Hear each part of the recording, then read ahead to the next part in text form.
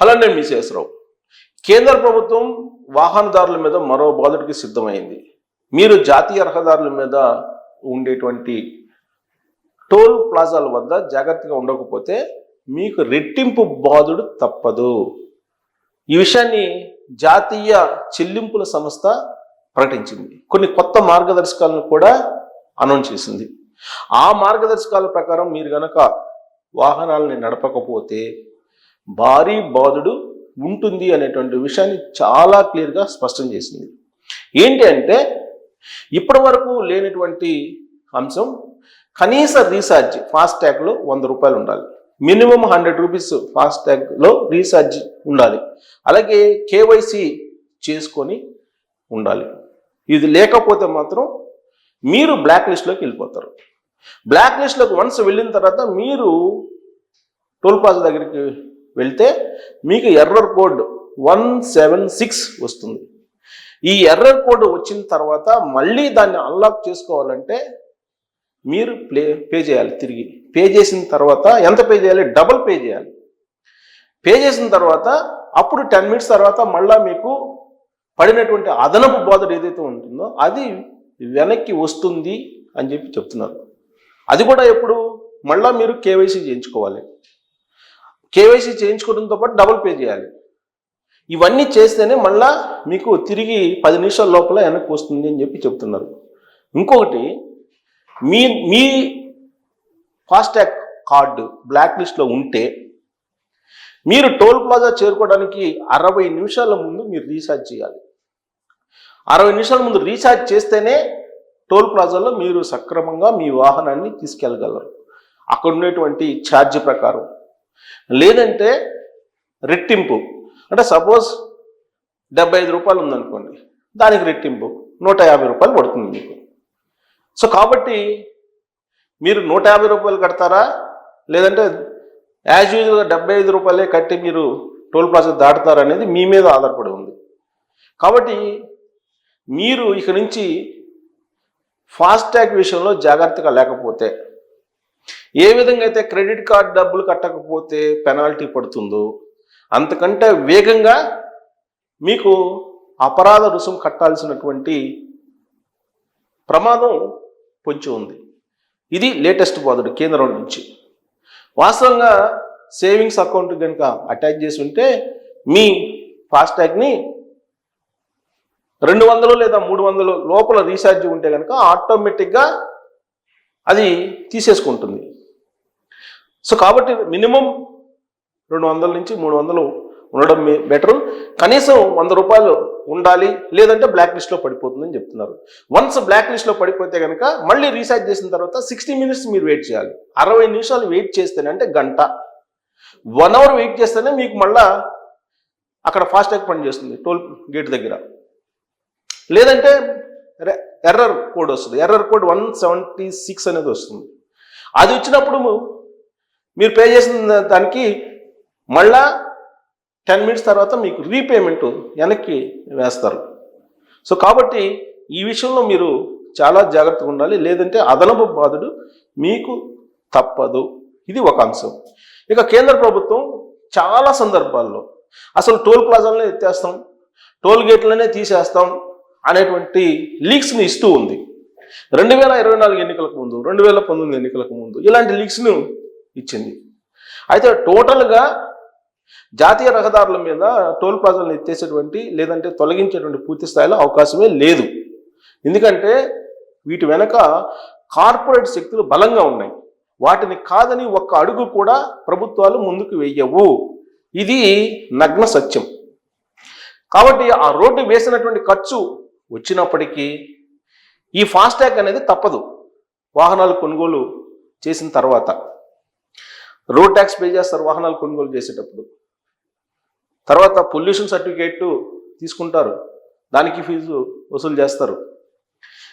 ఇతరత్ర ఇన్సూరెన్స్లు వసూలు చేస్తారు. ఇవన్నీ వసూలు చేసిన తర్వాత మీకు రోడ్ ట్యాక్స్ వసూలు చేస్తారు కదా, మళ్ళా పార్కింగ్ ఛార్జీలు వసూలు చేస్తున్నారు. ఇప్పుడు ఇవి కాకుండా రోడ్ ట్యాక్స్ ఒకసారి పే చేస్తాం కదా కారు కొనుగోలు చేసినప్పుడు, మళ్ళా టోల్ ప్లాజాలకి డబ్బులు కట్టడం ఏంటి అని అడిగితే సమాధానం ఉండదు. కట్టిందే రోడ్ల మీద తిరగడానికి రోడ్ ట్యాక్స్ కడతాం. మరి మళ్ళీ టోల్ ప్లాజాలకి మళ్ళీ డబ్బులు కట్టడం ఏంటి? ఫాస్టాగ్లో డబ్బులు పే చేయటం ఏంటి అని అంటే, రోడ్డు వేసినందుకు పీపీపీ మోడ్ కాబట్టి, ఆ పీపీపీ మోడ్లో పబ్లిక్ ప్రైవేట్ పార్ట్నర్షిప్ కాబట్టి ప్రైవేటు వాళ్ళకి ఇవ్వాలి అనేది కండిషన్. ప్రభుత్వం ప్రైవేట్ సంస్థ అగ్రిమెంట్ చేసుకుంటాయి, ఇన్ని సంవత్సరాలని అగ్రిమెంట్ చేసుకుంటాయి. ఆ సంవత్సరాలు పూర్తయిన తర్వాత ఆ రోడ్డుకి సంబంధించిన నిర్మాణ ఖర్చు అంతా వచ్చిన తర్వాత కూడా దాన్ని ఇప్పుడు ప్రభుత్వాలు కంటిన్యూ చేస్తున్నాయి. దానికి కారణం ఏంటంటే, టెండర్ల రూపంలో ఆ టోల్ ప్లాజాల్లో కార్పొరేట్ శక్తులు ఉన్నాయి.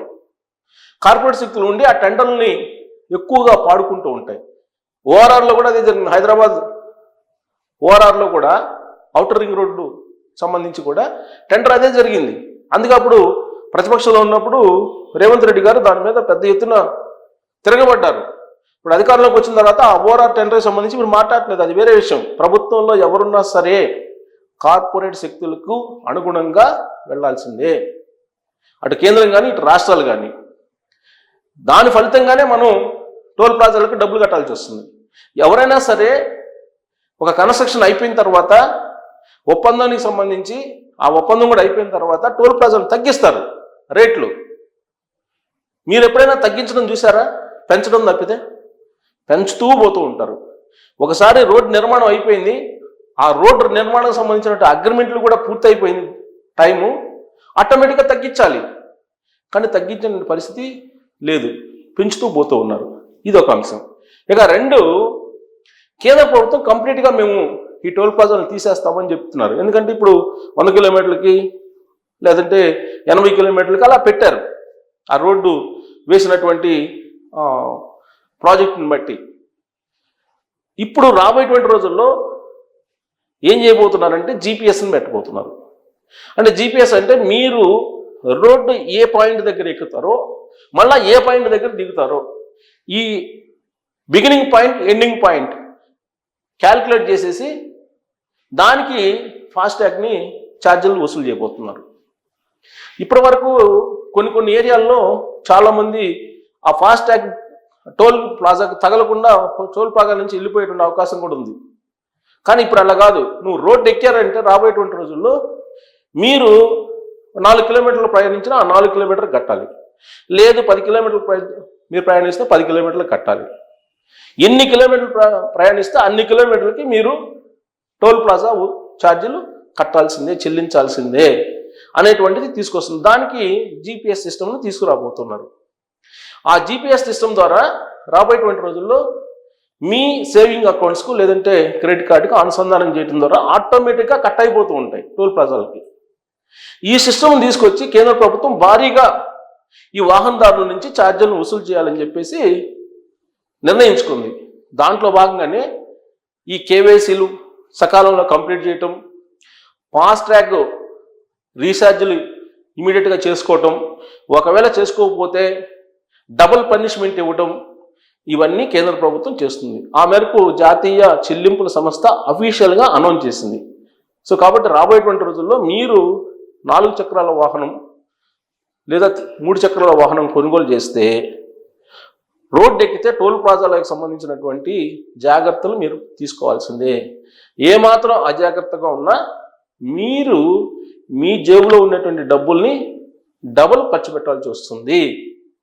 ఈ విషయాన్ని కేంద్ర ప్రభుత్వం చెప్పింది. సో రాబోయేటువంటి రోజుల్లో మరి జీపీఎస్ పెట్టడం ద్వారా ఎంత కలెక్ట్ చేయాలనుకుంటున్నారు? అసలు పెద్ద లాజిక్ ఏంటంటే, రోడ్డు రవాణాకు సంబంధించి ఆల్రెడీ రోడ్ ట్యాక్స్ కట్టించుకుంటున్నారు కారు కొనుగోలు చేసినప్పుడు. మరి మళ్ళీ జీపీఎస్ పెట్టి రోడ్డు ఎక్కితే డబ్బులు కట్టించుకోవడం ఏంటి అనేది అసలు ఇది ఏ హక్కులకు సంబంధించిన అంశమో ఎవరికి అర్థం కాదు. మరి ఇలాంటి అంశాల మీద ఎవరైనా పోరాడతారా, లేదంటే ఎవరైనా పబ్లిక్ లిటిగేషన్ పిల్ వేస్తారా అని అంటే ఎవరు వేసినటువంటి దాఖలాలు కూడా కనిపించట్లేదు. దీని మీద ప్రజా ఉద్యమం రాకపోతే ఇలానే బాదుకుంటూ వెళ్ళిపోతుంటారు. ఈ బాధుడికి మీ క్రెడిట్ కార్డులు, డెబిట్ కార్డులు ఖచ్చితంగా ఖాళీ కావాల్సిందే. రాబోయేటువంటి రోజుల్లో ఈ బాధుడిని మీరు ఎలా భరించగలరు, ఈ బాధని ఏమంటారు అనే దాని మీద మీరు కామెంట్ రూపంలో తెలియజేయచ్చు. Thank you very much.